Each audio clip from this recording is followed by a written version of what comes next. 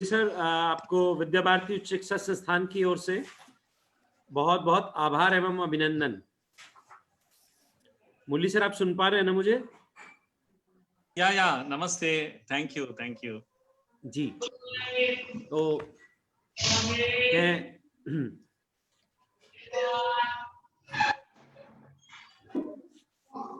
विद्या भारती उच्च शिक्षा संस्थान हमारे राष्ट्रीय संगठन मंत्री आदरणीय प्रकाश जी भाई साहब के नेतृत्व में कार्यरत है और इसकी एक रिसर्च टीम हमारे राष्ट्रीय सह संगठन मंत्री आदरणीय रघुनंदन जी के नेतृत्व में कार्यरत है।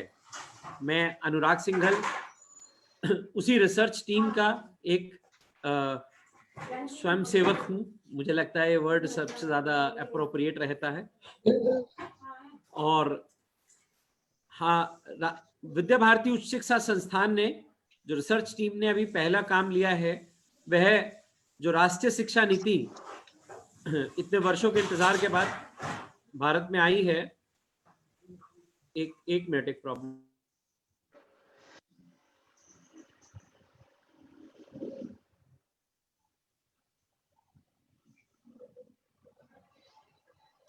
राष्ट्रीय शिक्षा नीति का क्रियान्वयन कैसे हो समग्र भारत में, राष्ट्रीय शिक्षा नीति में जो भी विषय दिए गए हैं तो उन पर एक व्याख्यानमाला वेब सीरीज करके एक प्रोग्राम को हमने ऑर्गेनाइज किया और करीब अब 40 विषयों में ये पूरी वेबिनार की सीरीज हो रही है, जिसमें से 14 विषय स्कूली शिक्षा के हैं और बचे हुए विषय हायर एजुकेशन के हैं।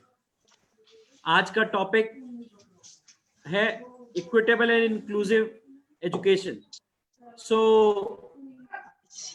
इस पर पूरी तरह से हमारे सीबी शर्मा सर का एक, मैं कहूंगा, प्रभुत्व है इस टॉपिक पर। आपने इतने वर्षों तक एनआईएस में इस विषय को जीवंत किया है और पंकज जी भी आज प्रैक्टिकली जो प्रॉब्लम वाले बच्चे हैं या जो नॉर्मल स्ट्रीम में नहीं है उनके साथ प्रयासरत हैं। तो मुझे लगता है आज का सत्र बहुत ही यूजफुल होने वाला है कि किस प्रकार हम इस कार्य को करेंगे। आज के सत्र में हमारी रिसर्च टीम से प्रियंका जी हमारे साथ हैं। प्रियंका जी ने इस पर रिसर्च की है और राष्ट्रीय शिक्षा नीति क्या कहती है एक डॉक्यूमेंट भी क्रिएट किया है। क्रिएट टेक्निकल रीजंस की वजह से वो कनेक्ट वैसे नहीं हो पा रही है टेक्निकली। मैं आदरणीय मुरली मनोहर जी का इंट्रोडक्शन करा के और सर को आगे के सत्र के लिए कार्यवाही के लिए रिक्वेस्ट करूंगा, लेकिन उससे पहले हम सर्वप्रथम मां शारदा को नमन करते हैं और काफी लोग हमारे साथ जुड़ भी चुके हैं। तो आइए चलते हैं हम सरस्वती वंदना की ओर।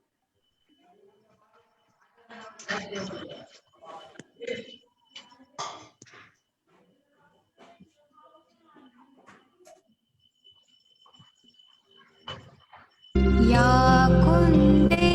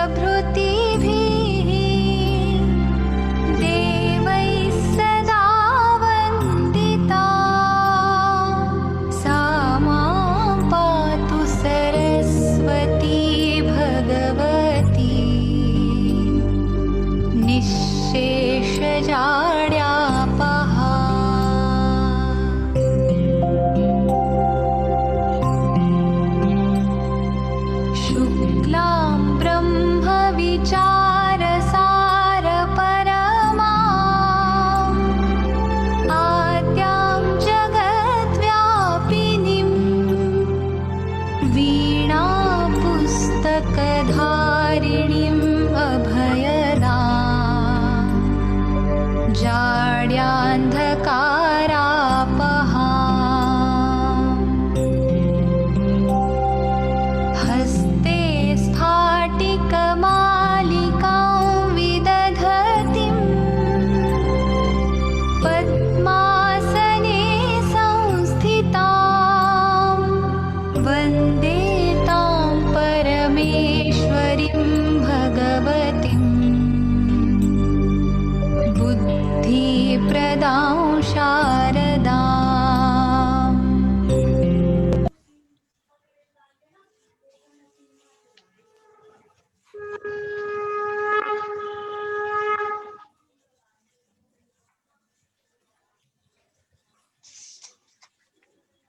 सो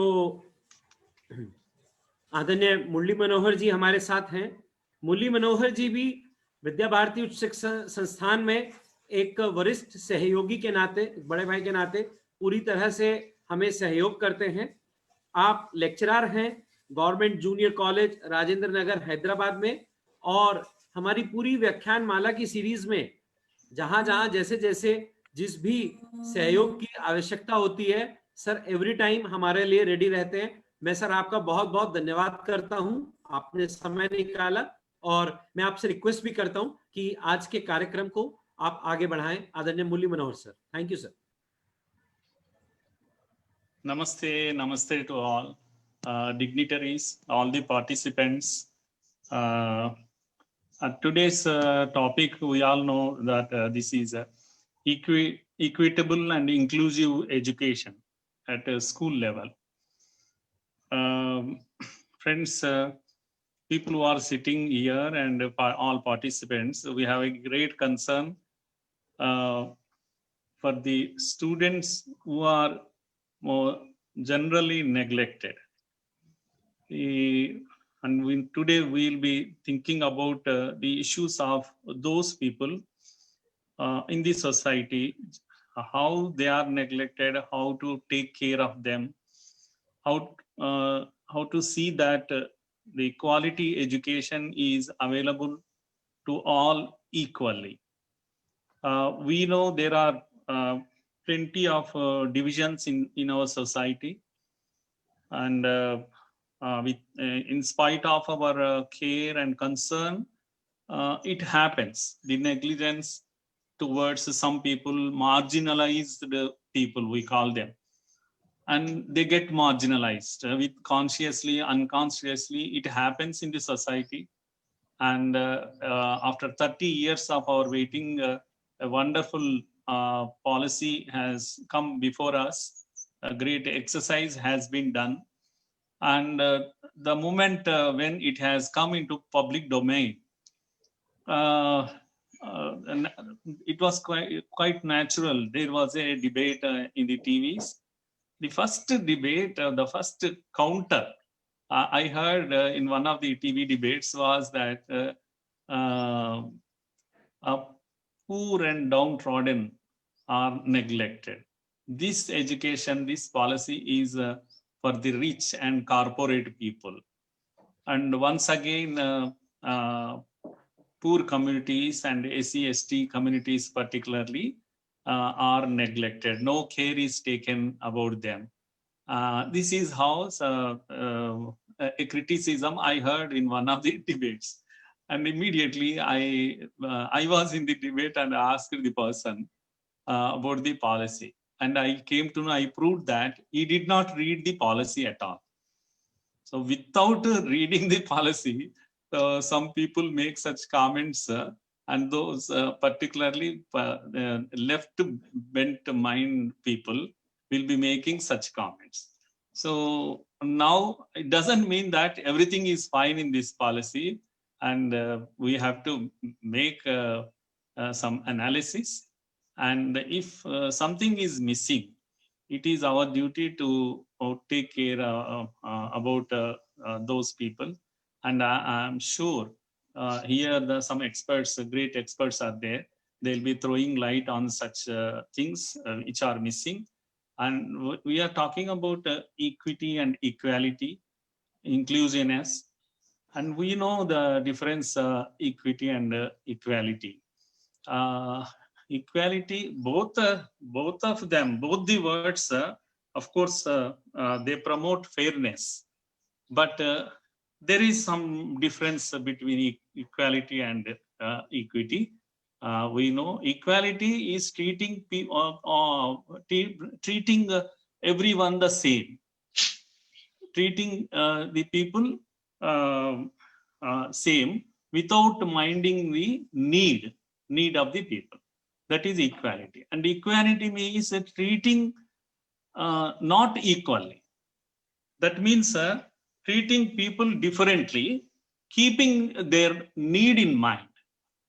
In one sentence, if I want to say what is equity, equity is giving more to those who need more, giving more to the people who need more. It is like a mother's love. If she has 2 or 3 children, the disabled child needs more. Naturally, mother gives more to such child. Mother takes care of that child more. So this is called equity and equanimity. So and now, without taking much time,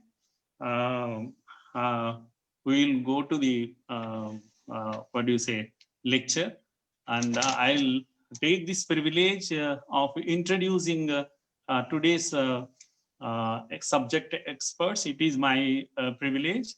Friends, Dr. Pankaj Kumarji is there before us. He is an assistant professor at National Institute for Visually Handicapped, NIVH, Dehradun. He has a teaching experience at various well-known universities and institutions. He served as an academic consultant for World Bank in teacher education project. Sorry, I'm getting phones and maybe disturbing. And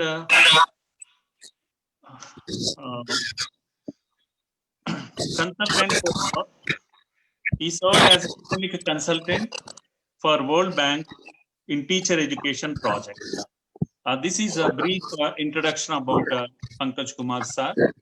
The another speaker is Professor Chandrabhushan Sharma sir. He has done his PhD from UK. He is a professor of education at the School of Education, Indira Gandhi National Open University, New Delhi. He served as the chairman of National Institute of Open Schooling, NIOS, during April 2015 to April 2020. During his leadership, the NIOS experienced a complete turnaround with many landmark new initiatives, including introduction of courses in Bharatiya Parampara, leading to award of secondary and senior secondary certificate in Indian knowledge tradition. He has 3 decades of teaching experience.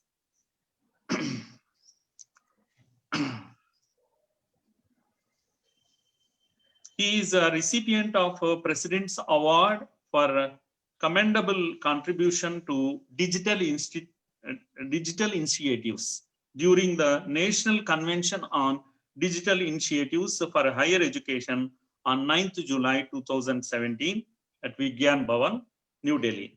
He has also been named Paul Harris Fellow in appreciation of tangible and significant assistance given for the furtherance of better understanding and friendly relations among peoples of the world by the Rotary Foundation of Rotary International.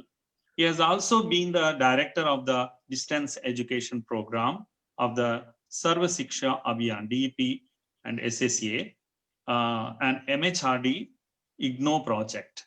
So this is a brief introduction about 2 dignitaries, today's speakers. So I request Anuragji to continue the program. Thank you for giving me this opportunity. So I request CB Sharma sir to start with the program today. First we'll listen CB Sharma sir and then I'll invite Pankaj sir. Thank you, sir. Anuragji, I have some technical problem. Maybe I'll not be able to receive questions in my chat box. No problem, no problem. If that happens, you'll be taking care of. Okay. Sure, sure. Thank you. CB Sharma sir, please welcome. नमस्कार, अभिनंदन, आभार, धन्यवाद, आपने मुझे ये मौका दिया है।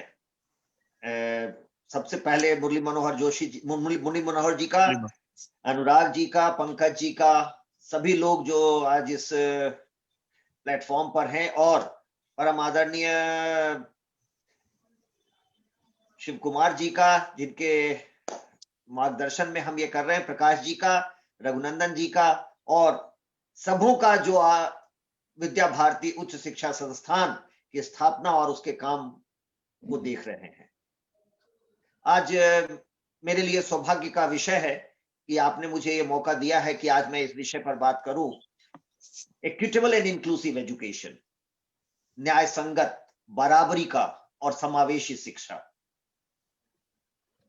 मुझे लगता है कि अगर राष्ट्रीय शिक्षा नीति 2020 को एक शब्द में परिभाषित करना हो, हम क्या कहेंगे? ये अंत्योदय का शिक्षा नीति है। Yes. ये शिक्षा नीति उस अंतिम व्यक्ति, उस अंतिम छात्र के लिए नीति है जो छूट गया था, जो पिछड़ गया था, जिसे व्यवस्था ने, भारतीय शिक्षा व्यवस्था ने धकेल के बाहर कर दिया था। ये राष्ट्रीय शिक्षा नीति 2020 उन्हीं बच्चों के लिए, उन्हीं विद्यार्थियों के लिए है जो छूट गए थे। ये अंत्योदय की शिक्षा नीति लगातार 2015 से 2020 तक, 2015 में बात शुरू हुई थी राष्ट्रीय शिक्षा नीति, जब भारत की शिक्षा मंत्री माननीय स्मृति ईरानी थी। तब से लेकर के जब इसका फाइनल ड्राफ्ट बना और वो कैबिनेट तक गया, तब तक मैं इस नीति से जुड़ा रहा था। इसलिए मुझे एक एक स्टेज का, एक एक पल का खबर की सूचना है और मैं उसका सहभागी रहा। तत्कालीन मंत्री माननीय स्मृति ईरानी जी की चिंता क्या थी और क्यों ये बात शुरू हुई कि हम एक नई राष्ट्रीय शिक्षा नीति लाएंगे? इसके पहले 1986 में एक नीति आई थी, 1992 में, 1992 में उसका प्लान ऑफ एक्शन आया था। 34 साल हो गए थे और क्या बदला? सब ये पूछ रहे थे, बदला क्या? और यही चिंता माननीय स्मृति ईरानी जी की थी कि हमारी शिक्षा कैसी है, हम कैसे बच्चे बना रहे हैं, कौन इसमें अंदर है और कौन इसमें बाहर है। माननीय स्मृति ईरानी स्वयं एक ऐसी बच्ची थी, एक ऐसी विद्यार्थी थी जिन्हें इस व्यवस्था से बाहर निकाला गया था। तो उनकी भी चिंता थी कि ऐसे करोड़ों विद्यार्थी जो बाहर हैं, उनके लिए देश क्या करेगा, और आज जब दायित्व तो हमारे ऊपर है तो हम क्या कर सकते हैं।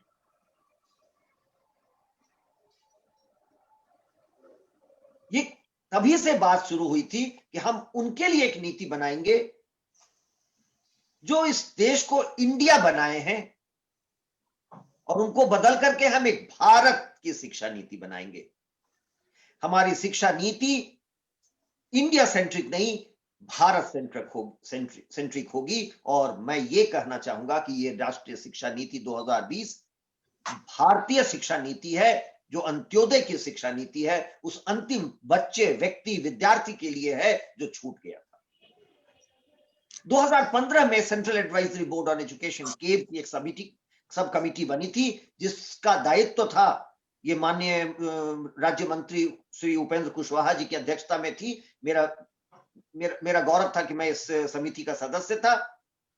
जो विद्यार्थी बाहर थे स्कूल से, आउट ऑफ स्कूल चिल्ड्रन पर यह सब कमिटी थी। हम लोग राष्ट्र भर में घूम करके, राज्य के शिक्षा मंत्रियों से मिल करके, सेक्रेटरी एजुकेशन से मिल करके ये जानने का प्रयास किए थे कि बच्चे कहाँ हैं, क्यों बाहर हैं, कितने बच्चे बाहर हैं। सरकारी आंकड़े के हिसाब से 60 लाख बच्चे बाहर थे। अदरवाइज 2 करोड़ बच्चे बताए जा रहे थे कि हमारे विद्यालयों से बाहर हैं, जो 6 से 14 साल की उम्र के थे।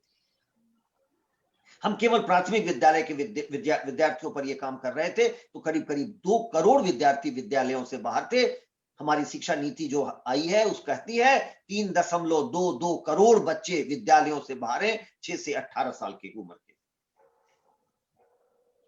हमने 86 में कैसी नीति बनाई थी कि 3.22 करोड़ बच्चे बाहर थे? लगभग 33 करोड़ बच्चे हैं हमारे विद्यालयों में, तो 10% बच्चे बाहर कर दिए गए थे। कैसी शिक्षा नीति थी? और ये क्यों बाहर हुए? जो पहली बात इतने सालों से कहा जा रहा था, आजादी के पहले की नीतियों से कहा जा रहा था कि जो गांव का बच्चा है, जो छोटा है, उसको मातृभाषा में शिक्षा मिलनी चाहिए। हम कर नहीं पाए।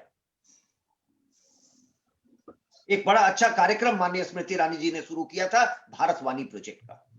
उसका प्रयास यह था कि जो बच्चा स्कूल में आता है उसको उसकी मातृभाषा में पढ़ाई कराई जाए। ज्यादातर बच्चे जो विद्यालय छोड़ देते हैं वो इसलिए क्योंकि उनको विद्यालयों में कुछ समझ नहीं आता है।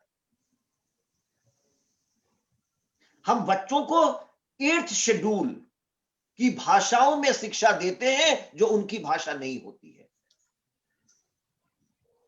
तो ये बच्चे चूंकि कुछ समझ नहीं पाते हैं तो विद्यालय छोड़ देते हैं, क्योंकि इनके माता पिता भी 1 साल 2 साल में कहते हैं कि कुछ सीख तो रहे नहीं हो। और ये ऐसे परिवारों से, गरीब परिवार से आते हैं बच्चे, जहां की कम से कम ये अगर 10 गोबर का गोईठा भी बना ले तो 20 रुपए परिवार को हो जाएगा। तो वो नुकसान करके जो बच्चे विद्यालय में आते थे, उनके माता पिता ये कहते थे कि अगर नहीं जाओ तो कम से कम 10-20 रुपए तो घर में बनेगा। ये बच्चे इन्हीं कारणों से छोड़ रहे थे। हमारी चिंता थी कि इन बच्चों को इनकी मातृभाषा में शिक्षा दी जाए। राष्ट्रीय शिक्षा नीति 2020 ये वादा करती है कि वो सारे बच्चे जिनको हम बराबरी का मौका नहीं दिए हैं, लेवल प्लेइंग फील्ड नहीं दिए हैं, उनको उनकी मातृभाषा में प्राथमिक शिक्षा देंगे, जिसको हम फाउंडेशन स्टेज कह रहे हैं। फाउंडेशन स्टेज में ये मातृभाषा में शिक्षा पाएंगे। इन सारी मातृभाषाओं में हमारे टेक्स्ट बुक बनेंगे और इनको मातृभाषा में शिक्षा दी जाएगी। इतने सरकारों ने आजादी के पहले और बाद इसकी चर्चा की, लेकिन किया किसी ने नहीं। मुझे लगता है ये पहली बार होने जा रहा है। ये अंत्योदय का कार्यक्रम है, उन बच्चों के लिए है जिनकी मातृभाषा 8th शेड्यूल के 22 भाषाओं से बाहर है। और ये बच्चे क्यों विद्यालय नहीं आते हैं, क्यों पढ़ाई नहीं कर पाते हैं, क्यों सीख नहीं पाते हैं? 2015 में जब ये काम शुरू हुआ था, 33 थीम लिए गए थे। 20 themes were in higher education and 13 were in school education. I was spearheading 2 of the themes on vocational education and non-formal education. One of the major reasons for children dropping out of school has been that they are too weak physically to cope with the pressure of school. Most children who come to school and succeed in schooling are from affluent families, well-to-do families. They are well fed. What about those children who do not get dinner, who do not get breakfast? They come to school just to get midday meal. From morning to lunch, they somehow cope with the pressure without learning because they don't have the physical capability to learn. They wait till midday meal so that they get meal and get some energy. माननीय स्मृति ईरानी कई बार ये बताया करती थी कि मैं ऐसे परिवार से आती हूं, कई बार हम लोगों को रात में खाने को नहीं होता था तो हम बिना खाए बिस्तर में जाते थे और बिना खाए सुबह विद्यालय जाते थे। हमारे तरह हजारों बच्चे हैं, उनका सोचिए।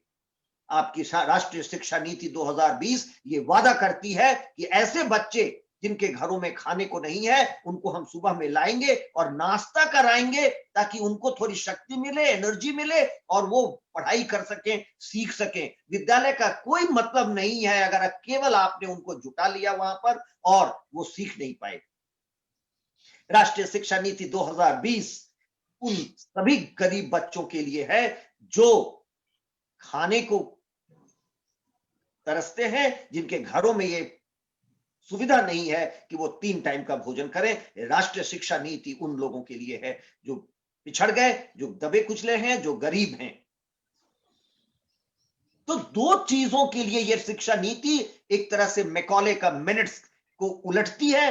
मैकॉले ने कहा था कि मैं केवल अंग्रेजी में शिक्षा दूंगा, अपनी भाषा में अगर पढ़ना है तो आप अपना पैसा लगाएंगे, संस्कृत और पर्शियन और अरबिक पढ़ने के लिए आप पैसा लगाएंगे, अंग्रेजी पढ़ाने के लिए मैं पैसा दूंगा या सरकार देगी। यह शिक्षा नीति उसको उलटती है, कहती है आपकी मातृभाषा में पढ़ाने के लिए सरकार प्रयास करेगी। आप अगर गरीब हैं, आपको भोजन नहीं है तो सरकार आपको भोजन कराएगी ताकि आप बाकी बच्चों के साथ प्रतिस्पर्धा में सीख सके और उनके साथ आगे बढ़ सके। ये अंत्योदय की शिक्षा नीति है, ये इंक्लूसिव है, ये इक्विटेबल है। मुझे याद पड़ रहा है एक माननीय श्री कृष्ण गोपाल जी राष्ट्रीय स्वयंसेवक संघ के सहसकारवा है, उन्होंने एक बड़ा अच्छा उद्बोधन में कहा था कि हम कुछ समुदायों को, कुछ लोगों को सुविधा दे करके और बांटने का केवल प्रयास करते हैं, राष्ट्र को आगे ले जाने की बात नहीं। हम जिसको इंक्लूसिव पॉलिसीज कहते थे वो डिविसिव पॉलिसी था। माननीय कृष्ण गोपाल जी ने अपने एक उद्बोधन में कहा था, यह शिक्षा नीति उसको उलटती है। हम क्यों पिछड़ गए शिक्षा में? क्योंकि हमने अपनी बहनों की चिंता नहीं की। 1937 में गांधी जी ने बुनियादी शिक्षा की बात की थी और क्या कहा था? 80% शिक्षा महिलाएं उठाती हैं, महिला शिक्षक हैं, और 50% हमारे विद्यार्थी महिला लड़कियों को होना चाहिए। ये नहीं है तो क्यों है? तो हमें दो चीजें करनी चाहिए। गांव की जो महिला है, जो शिक्षिका बनना चाहती है, उसको वहीं शिक्षक बनने की सुविधा दें और उनको हम ऐसा मौका दें, ऐसी सुविधाएं उपलब्ध कराएं कि वहीं वो टीचर ट्रेनिंग करके और वहीं टीचर बन सके, अपने गांव के अपने बच्चों को पढ़ाएं। और इनको दूर दूर अगर हम ट्रांसफर करेंगे तो ये कभी विद्यालय में नहीं जा पाएंगी, वहां रह नहीं पाएंगी, नौकरी नहीं लेंगी, और जा भी गए, चली भी गई तो वहां रह नहीं पाएंगी। शिक्षक की आवश्यकता बहुत ज्यादा है और यह शिक्षा नीति महिला शिक्षक को, लोकल टीचर को अपने परिवेश में, अपने गांव में पढ़ाने की सुविधा देती है, ताकि वो उन लड़कियों की चिंता कर सके जो लड़कियां इसलिए छोड़ देती हैं विद्यालय क्योंकि उनके विद्यालय में उनकी बात सुनने वाला कोई वयस्क महिला नहीं है। हम इसकी चर्चा पहले की पॉलिसीज में किए हैं, जैसा हमने कहा 1937 में गांधी जी ने बुनियादी शिक्षा में की थी, दूसरी शिक्षा नीति 1937 में आई थी, उसने भी किया था, लेकिन हुआ कुछ नहीं। इस बार ये होगा।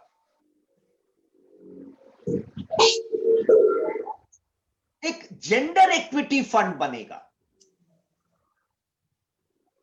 लड़कियों को लोग पढ़ाते नहीं हैं। आप अगर टीचर एजुकेशन का कंपोनेंट देखेंगे, चैप्टर 5 और चैप्टर 15 पढ़िए, तो हम लोगों ने पुनः एक और समिति बनी थी, एनसीटी के रिव्यू कमेटी बनी थी, मोहम्मद अख्तर सिद्दीकी उसके चेयरपर्सन थे। मेरा सौभाग्य था कि मैं उसका सदस्य था। हम लोग देश भर में घूम करके बात किए थे कि शिक्षा को कैसे सुधारा जाए। हम लोगों को ऐसा पता चला था कि लड़कियां इसलिए शिक्षा में आती हैं या टीचर एजुकेशन में आती है क्योंकि 1 साल का ट्रेनिंग है, थोड़े पैसे में जब उनकी ट्रेनिंग हो जाती है तो शादी करने में सुविधा होती है, माता पिता को दहेज कम लगता है। हम लोगों ने रिकमेंडेशन दिया था 4 साल की शिक्षक प्रशिक्षण होना चाहिए और लड़कियों को इसमें खास ध्यान रखा जाए कि उनको वजीफा दिया जाए ताकि वो ड्रॉप न करें। ऐसा किया गया है।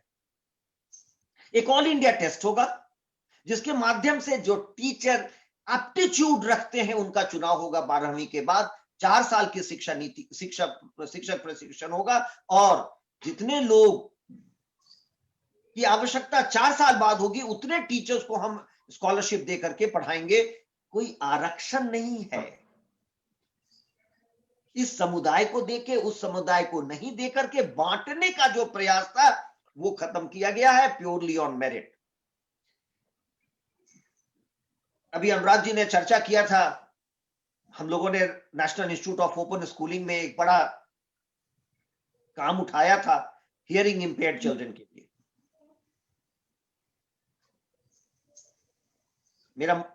मुझे मौका मिला था रायपुर के एक स्पेशल स्कूल में जाने का।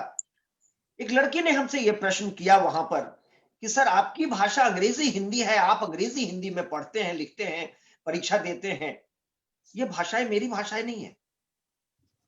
मुझे मेरी भाषा में पढ़ने लिखने और परीक्षा देने का मौका क्यों नहीं मिलता है? आप अपने को मेरे जगह पर रख के देखिए कि आप इस बच्ची को क्या उत्तर देंगे। मेरी भाषा साइन लैंग्वेज है, लेकिन मैं साइन लैंग्वेज में पढ़ नहीं सकती हूं, मैं साइन लैंग्वेज में बोल नहीं सकती हूं, लिख नहीं सकती हूं, परीक्षा नहीं दे सकती हूं। मैं ये मामला तब के तत्कालीन मंत्री माननीय प्रकाश जावड़ेकर जी के संज्ञान में लाया। उन्होंने कहा जो भी कर सकते हो करो। हम लोगों ने सारा 10th का करिकुलम साइन लैंग्वेज में कन्वर्ट किया। माननीय प्रकाश जावड़ेकर जी ने 2 अक्टूबर 2018 को एक पूरा टीवी चैनल साइन लैंग्वेज को डेडिकेट किया। उसका नाम उन्होंने ही दिया था ज्ञानामृत चैनल। उस पर साइन लैंग्वेज में ये कंटेंट दिन भर ब्रॉडकास्ट होता है, ये बच्चे पढ़ सकते हैं। इस कार्यक्रम को अब भारत सरकार ने एक राष्ट्रीय मुहिम बनाया है। और आपको याद होगा कि माननीय वित्त मंत्री निर्मला सीतारमण ने अपने प्रेजेंटेशन में, अपने कमिटमेंट में पार्लियामेंट को यह कहा है कि हम इस सेक्टर को बढ़ाएंगे। लगभग 2 करोड़ लोग हियरिंग इम्पेयर्ड हैं। 50 लाख तो उनमें बच्चे हैं जो पढ़ाई लिखाई में लगे हैं और उनके लिए कोई सुविधा नहीं। उदय भाई आपका माइक ऑन है, उसको म्यूट कर दें। जी धन्यवाद। ये राष्ट्रीय नीति बनी, उनकी चिंता है। तो हम जिस समावेशी शिक्षा की बात करते हैं और समावेशी शिक्षा के नाम पर लोगों को बांटने का आज तक प्रयास हुआ। हम सारी लड़कियों को लाएंगे, चाहे वो किसी भी समुदाय की हो। हमारे बहनें, हमारी बेटियां, पूरे देश की बेटियां, हमारे पूरे देश की बहनें हैं। उनकी चिंता करना जरूर, लेकिन आप इस समुदाय से हैं तो सुविधा मिलेगी, उसकी है तो उसमें नहीं मिलेगी, ऐसा नहीं होगा। यह सही तौर पर एक समावेशी नीति है, सही तौर पर इंक्लूसिव पॉलिसी है। आप लगातार एजुकेशन के पॉलिसीज देखें, आपको ऐसा लगेगा कि ये कुछ को फेवर और कुछ को डिसफेवर देने का काम करती है। ये नीति ऐसा नहीं करती है, ये सबों की चिंता करती है। एक बड़ी बात है जो एक इंक्लूजन में भी आ सकता है। जो प्रॉमिसिंग स्टूडेंट हैं, गिफ्टेड चिल्ड्रन हैं, उनका कभी देश ने नहीं सोचा था। पहली बार ये शिक्षा नीति कहती है कि हम गिफ्टेड चिल्ड्रन को प्रमोट करके आगे भी ले जाएंगे। जैसे जो दिव्यांग हैं उनकी जो आवश्यकताएं हैं, जो लड़कियां हैं उनकी जो आवश्यकताएं हैं, लड़कियों के लिए ऐसे ग्रुप के लिए एक स्पेशल जेंडर इक्विटी फंड बनेगा जिसके माध्यम से उनको डायरेक्ट ट्रांसफर होगा उनके अकाउंट्स में। मैंने कई प्लेटफॉर्म्स पर यह बात कहा है तो लोग ये कहते हैं कि बहुत सारी बातें कही गई, हुआ क्या? होता नहीं है कुछ। आप सबसे साझा करते हुए मुझे बड़ी प्रसन्नता हो रही है। 29 जुलाई को यह पॉलिसी आई थी। 31 जुलाई को भारत सरकार के सचिव माननीय अनीता कारवाल जी ने सारे राज्यों को ये चिट्ठी भेज दिया। समितियां बन गई सभी राज्यों में, अलग अलग क्षेत्र में, लड़कियों के लिए, दिव्यांग के लिए, शिक्षक प्रशिक्षण के लिए, उच्च शिक्षा के लिए, सभी क्षेत्रों के लिए समितियां बन गई हैं। वो लगातार रिपोर्ट कर रहे हैं कि राज्यों में उस पर क्या प्रगति हुई है। 2025 तक ऐसी आशा की जा रही है कि ये सारे वादे पूरे किए जाएंगे।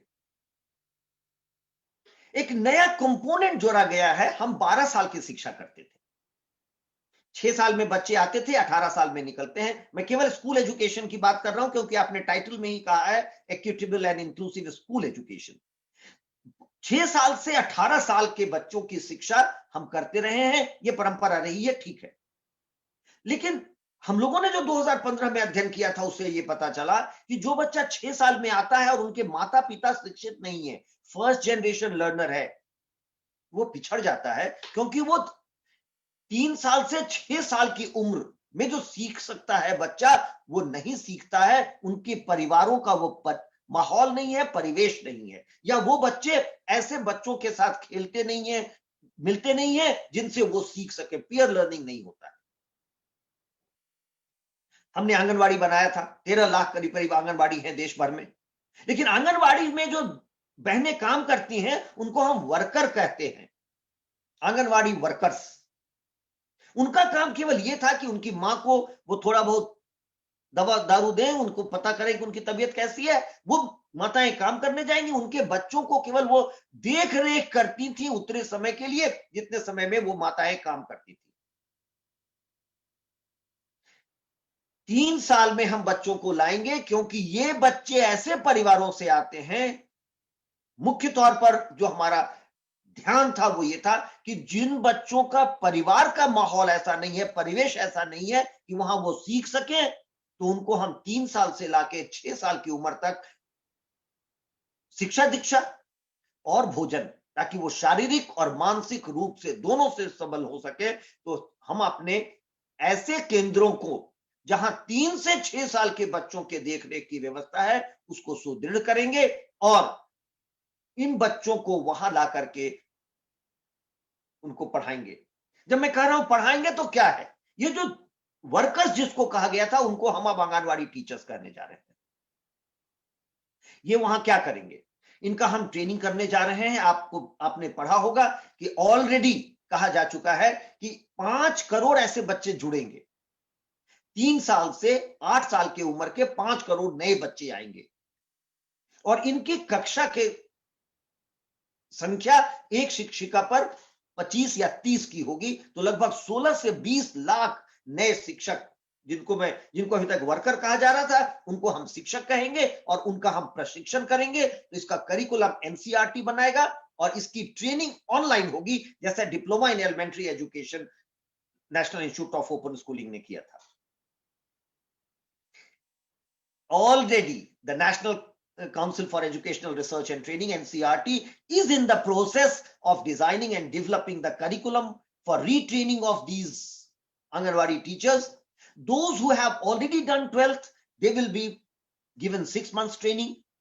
Those who have done 10th will be given 1 year's training and they will get a diploma. Those who have less than that will have to do a longer duration training and they would be then qualified as Anganwadi teachers. So the roadmap is clear. All those poor children who are first generation learner or who have lagged behind, they will be brought into the system of schooling at the age of 3, not at the age of 6. We will not let them waste those 3 years because they don't come from affluent families. So these children will be brought in at the age of 3. All children would be brought. All children will join schooling at the age of 3, but the whole emphasis, the idea came from those who are lagging behind, who come from poor families. So right from 3 years to 18 years, it will be the responsibility of the state. A whole system is going to change. मैं अपनी बात 3-4 minute में खत्म करूंगा, 5 minute में। तो शिक्षा का मतलब क्या है, हम क्यों पढ़ा रहे हैं बच्चों को? हम राष्ट्र के पैसे पर सब्सिडाइज करते हैं एजुकेशन। आईआईटी का एक बच्चा जो पढ़ के निकलता है उस पर लाखों रुपया देश का खर्च होता है और आईआईटी में पढ़ने का ध्येय केवल एक होता है कि मैं आईआईटी में पढ़ करके किसी तरह विदेश में, किसी समृद्ध देश में, बड़े देश में, अमेरिका में, इंग्लैंड में, जर्मनी में एक नौकरी पा जाऊं ताकि जीवन अच्छा व्यतीत हो। हमने कैसी शिक्षा बनाई? हम फीडर बन गए उन अमीर देशों के लिए कि हम 18% देश की आबादी है, हमारे बच्चों में जो ज्ञान संपदा है वो लगभग दुनिया का 20-25% मेधावी बच्चों का है। इनको हम तैयार करते हैं उन देशों को सर्व करने के लिए, क्योंकि आपने पढ़ाया ही उनको यही है। आप अपनी किताबों को देखिए, आप भारत की बात नहीं करते हैं, आप उसमें यही पढ़ाते हैं कि अमेरिका कितना बढ़िया है, इंग्लैंड कितना बढ़िया है। अगर अंग्रेज नहीं आए होते तो हम सिविलाइज नहीं होते।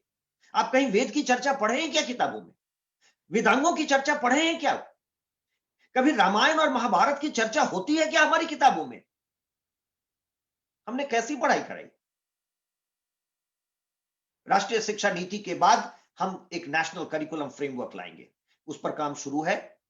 ये राष्ट्रीय करिकुलम फ्रेमवर्क जो होगा, नेशनल करिकुलम फ्रेमवर्क जो होगा, वो भारत परक होगा। हम ऐसी आशा करते हैं कि 2035 से 40 के बीच में जो बच्चे हमारे विद्यालय से पढ़ के निकलेंगे वो गर्व से कहेंगे कि हम भारतीय हैं और दुनिया को हमने क्या दिया है। आज हमारे बच्चे जानते हैं कि दुनिया ने हमको क्या दिया। आप बच्चों से बात करिए, वो कहेंगे अगर अंग्रेज नहीं आए होते तो हम एक देश ही नहीं थे। पुनः मुझे याद पड़ रहा है कृष्ण गोपाल जी का वो उद्बोधन जिसमें उन्होंने बताया कि हमारी चौहद्दी क्या है, हमारे वेदों में जो ऋचाएं हैं वो क्या बताती हैं भारत की परिभाषा। 5000 6000 साल पुराना, ये हमारे बच्चों को नहीं पता है। हमारे बच्चों को ये पता है कि अगर अंग्रेज नहीं आए होते तो हम एक देश नहीं बनते, उन्होंने हमें देश बनाया। तो राष्ट्रीय शिक्षा नीति इंक्लूसिव होगी कि उत्तर से दक्षिण और पूर्व से पश्चिम सारे बच्चे ये गर्व से कहेंगे कि हम भारतीय हैं और हमारी संस्कृति, हमारी सभ्यता 5000 से 10,000 साल पुरानी है। हमने दुनिया को क्या क्या दिया है ये वो जान सकेंगे। अभी हम बांटते हैं, पढ़िए एनसीईआरटी की किताबें, दिल्ली दंगों पर क्या बोलती है किताब, बांटने का काम करती है। हम बांटने का काम नहीं करेंगे, हमारी नई किताबें हमें जोड़ने का काम करेंगे। जो विवेकानंद ने जाके शिकागो में कहा था कि दुनिया भर से लोग आए, वो सब हम में समाहित हो गए। माननीय कृष्ण गोपाल जी ने भी अपने उद्बोधन में कहा कि क्या कारण है कि दुनिया भर से लोग आए, अलग अलग धर्मों के लोग आए, वो सब हमारी संस्कृति में समा गए। कैसा है ये हिंदू समाज? बच्चा जो हमारा पढ़ के निकलेगा 2035 से 40 के बीच में, वो जानेगा कि हिंदू रिलीजन नहीं है, हिंदू धर्म है, एक परंपरा है, एक जीवन शैली है। ये सबको अपने में समाहित करता है। आप जो भी रिलीजन मानते हो, आप जो भी पंथ मानते हो, आप जिसकी भी पूजा करते हो, लेकिन हम सब इस देश में रहने वाले हिंदू हैं और हमारी एक अलग जीवन शैली है। ये कोई रिलीजन नहीं है, ये धर्म। राष्ट्रीय शिक्षा नीति 2020 एक मील का पत्थर साबित होने जा रही है। जो मैकॉले ने किया था और जैसे भारत को बदला था, एक 9 पेज के डॉक्यूमेंट ने इस देश को 200 साल से ज्यादा से अपने में जकड़े रखा है। एक 50-60 पेज का डॉक्यूमेंट जो 2020 में आया है, ये बड़ी बातें नहीं करता है, ये छोटी बातें करता है, उन चीजों की चर्चा करता है जिसके कारण ये समाज इंक्लूसिव नहीं बन पाया, ये समाज डिविसिव बन गया, लोगों को बांटने का काम किया। ये नीति लोगों को जोड़ने का काम करेगी। हम सब जो इस देश में रहते हैं, भारत में रहते हैं, वो 2035-40 में गर्व से कहेंगे हम सब भारतीय हैं, चाहे हम कोई भी पंथ क्यों नहीं मानते हो। मुझे लगता है कि ये बराबरी की नीति है, सबको बराबर से देखने की नीति है। ये उन नीतियों से अलग है जो नीति के माध्यम से ही लोगों को बांट करके देखने का काम की है। ये सबों को जोड़ती है, सबों को साथ लाती है और सबों को ये बताती है कि ये देश तुम्हारा है। और मुझे पूरा विश्वास है कि 2035 से 40 के बीच में जो बच्चे पढ़ के निकलेंगे, जिनके लिए अब हम नई किताबें बनाएंगे, नया करिकुलम फ्रेमवर्क बनाएंगे, वो गर्व से कहेंगे हम भारतीय हैं।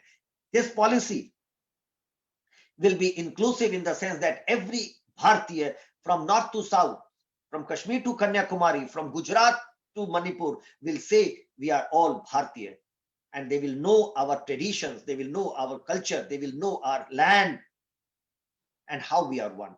Thank you very much. I hope I have been able to convey my views about the national education policy. It's not new education policy. People often say new education policy. Please don't refer to it as new education policy. The new education policy was of 1986. This is national education policy 2020, and we must insist that it is a national education policy. ये राष्ट्र की नीति है, ये नई नीति नहीं है। ये शिक्षा की नीति है, ये मानव संसाधन की नीति नहीं है। ये व्यक्तियों को, जो हमारे देश के नागरिक हैं, जो बच्चे हैं, उनको मानव संसाधन नहीं समझती है, उनको एक व्यक्ति समझती है जिनके जीवन का आधार शिक्षा होगी और वो ये मानेंगे सा विद्या या विमुक्त है। बहुत बहुत आभार, धन्यवाद। Thank you Sharma ji, excellent excellent. आपका भाषण बहुत स्ट्रेट फॉरवर्ड है। आई थिंक इधर उधर ऐसा कोई ये नहीं है, सीधा सीधा समझ में आए, बहुत ही इजी है, सरल है और स्ट्रेट फॉरवर्ड है। सो बहुत अच्छा है। Thank you. Now the things are made very clear. Thank you Sharma ji. I think we'll go ahead with Pankaj ji's lecture. Pankaj ji नमस्ते। हाँ नमस्कार, सभी को मेरा प्रणाम। परमादरणीय प्रोफेसर सीबी शर्मा सर और आदरणीय रघुनंदन जी और मुरली मनोहर सर सब जुड़े हुए हैं हमारे साथ, अनुराग जी हैं, कई और लोग हैं, सभी को प्रणाम। और मुझे अवसर मिला है और एक इतने अच्छे उद्बोधन के बाद, इतने अच्छे संवाद के बाद मेरे लिए बोलने के लिए बहुत कुछ कम बचता है, क्योंकि जो इसकी पूरी एक इसमें जो प्राण बसा है, जो नेशनल एजुकेशन पॉलिसी है, उसका उन्होंने एक तरह से एक उसका सिंबॉलिक हम लोगों के सामने उन्होंने प्रस्तुत किया है। मैं उनके ही बात से थोड़ा उस चीज को लेकर के बढ़ता हूं। मैं छोटा सा मुझे क्या एक छोटा सा पीपीटी प्रेजेंट करने का होस्ट परमिशन देंगे?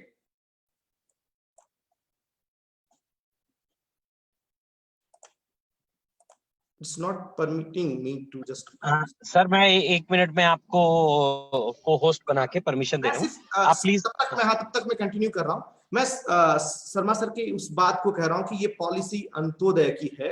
इस बात को मैं इस परिप्रेक्ष्य में जो सेक्शन इस पॉलिसी के सेक्शन को मैं बात करूं, जो इक्विटेबल और इंक्लूसिव एजुकेशन की बात करती है, वो कैसे एक दिशा और इस विजन में कैसे अंत्योदय की बात करती है, इस बात से सिर्फ समझते हैं। इस लाइन के आगे इंक्लूसिव एंड इक्विटेबल एजुकेशन और लर्निंग फॉर ऑल, इससे पहले जो भी अभी तक जो पॉलिसी या स्कीम्स या सब कुछ बने, वो बात करती हैं एजुकेशन फॉर ऑल, जबकि हम यहाँ पर एक लेवल आगे बढ़ करके बात कर रहे हैं लर्निंग फॉर ऑल।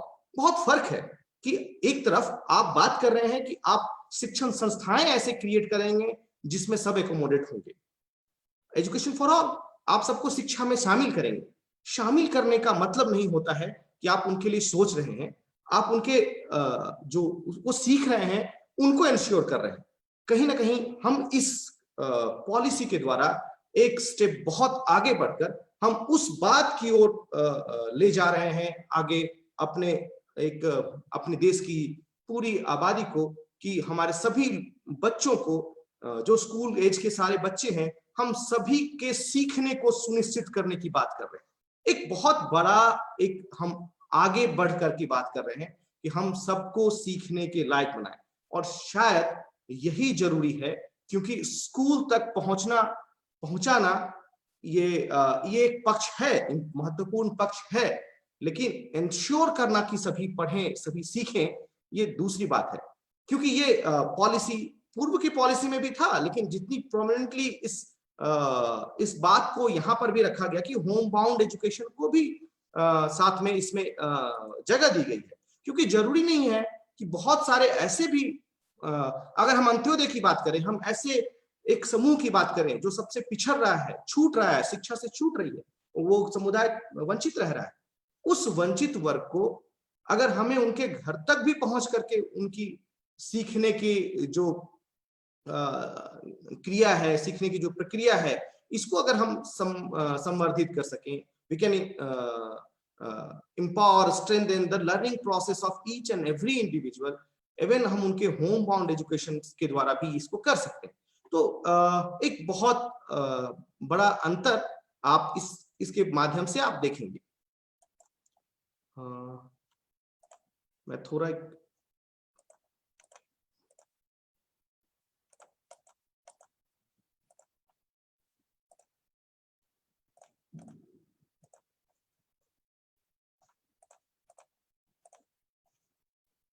कोई नहीं, मैं प्रेजेंटेशन नहीं हो पा रहा है, उससे कोई बहुत मतलब नहीं बनता है। मैं अपनी बात को आगे बढ़ता हूँ, क्योंकि ये पंकज सर आप को होस्ट हैं, आप शेयर कर सकते हैं। Okay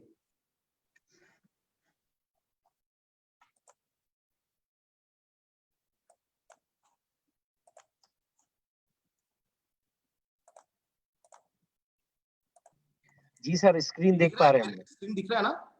yes sir, yes sir.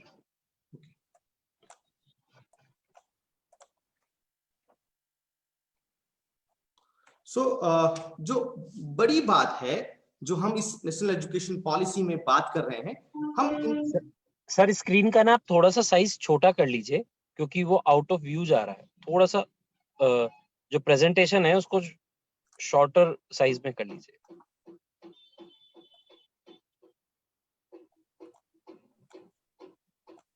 अब ठीक है?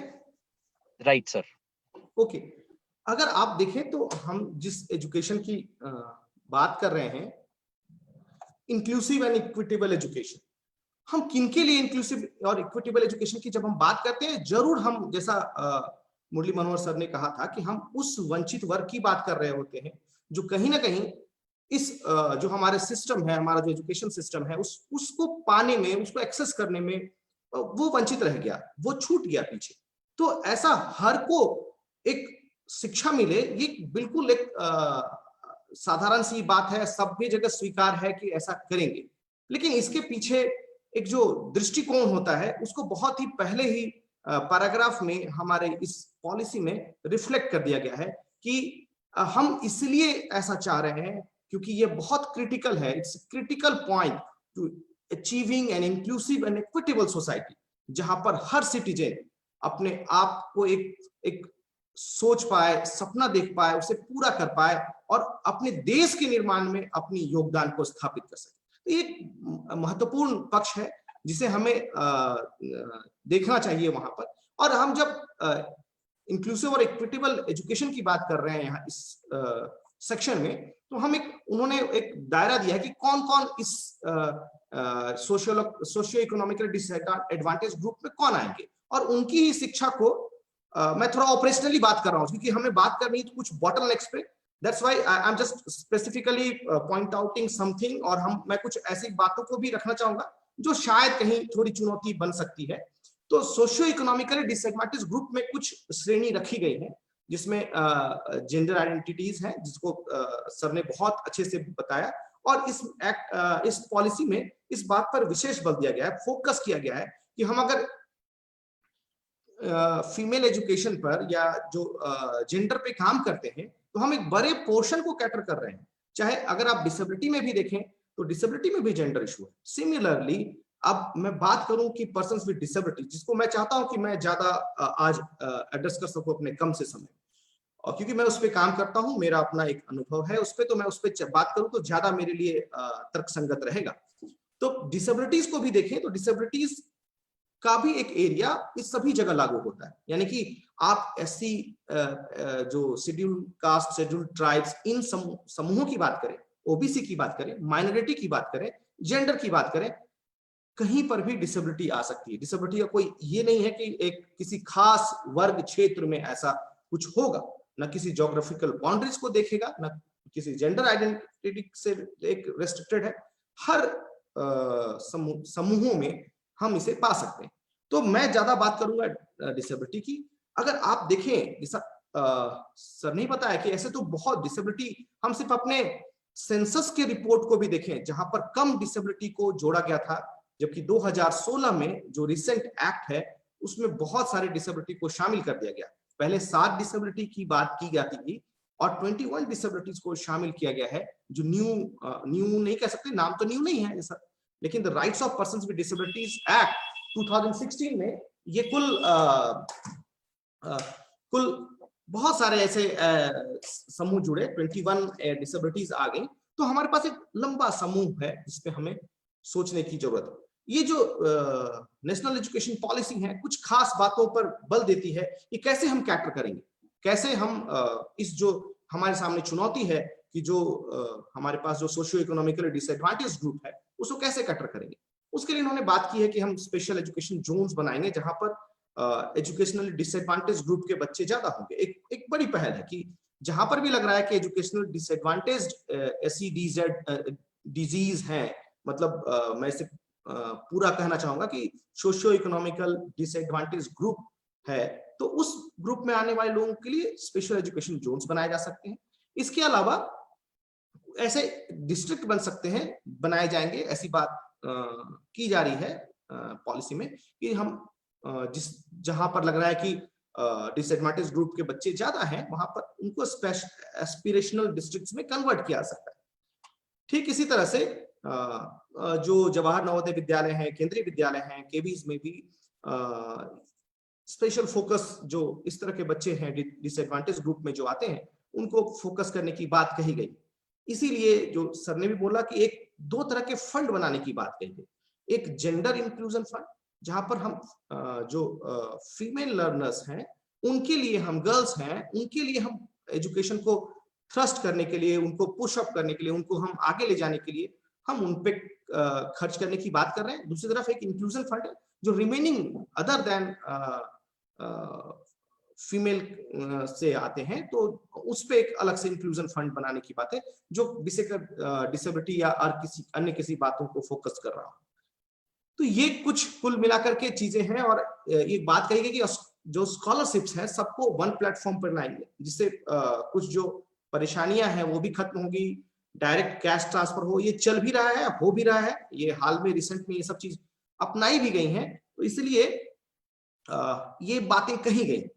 जो मैं कह रहा था कि विशेषकर the main focus of this section और ये जो पोर्शन है इस पॉलिसी का, जो ये कंटेंट है, इसकी सबसे मूल भावना में जो इंपॉर्टेंट बात है that is learning for all, वो सबसे ऊपर है, क्योंकि हम एजुकेशन फॉर ऑल से ऊपर आ रहे हैं लर्निंग फॉर ऑल पे। तो लर्निंग फॉर ऑल को कैसे थोड़ा हम देखना चाहेंगे कि लर्निंग फॉर ऑल कैसे डिफरेंट है।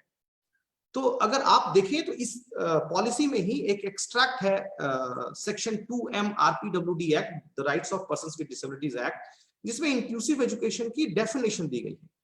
तो इस डेफिनेशन में हम इस बात पर बल दे रहे हैं, फोकस दे रहे हैं कि हम सिर्फ जो डिसएडवांटेज ग्रुप के बच्चे हैं या डिसेबिलिटी के साथ वाले बच्चे हैं उनको एक साथ बिठा देने मात्र से, एक क्लासरूम में हमने एक बिठा दिया या अपॉर्चुनिटी दे दी, वो नहीं होगा इंक्लूसिव एजुकेशन। अगर हम इंक्लूसिव एजुकेशन कह रहे हैं तो हमें सिस्टम ऑफ टीचिंग लर्निंग को अडेप्ट करना होगा, सुटेबली अडेप्ट करना होगा, सो दैट कि हम उनके जो सीखने की आवश्यकता है उसको पूरा कर सकें। यानी कि हमारी पूरा जो फोकस है अब उन बच्चों के सीखने की संभावनाएं, सीखने की अवसर, उनको पूरा करना, ये हमारी मुख्य जिम्मेदारी हो रही है, जो हाल ही में पास हुए कानून में भी इस चीज को दिखता है। साथ ही इस पॉलिसी में ये बात कही गई है कि 2016 के जो RPWD एक्ट है, the rights of persons with disabilities act, उसको उसके पूरा उसके सभी चीजों को, सभी जो स्कूल एजुकेशन से जो बातें रिकमेंडेशन की गई हैं उनको पूरी तरह से लागू करने की बात करें। यानी कि 2016 के उस बात को देखें तो लागू रहती। अब मैं थोड़ा मैं चाहूंगा कि कुछ बातें ऐसे की जाए जो कहीं ना कहीं थोड़ी चुनौतियां भी ला सकती हैं और साथ में क्या संभावनाएं दे रही।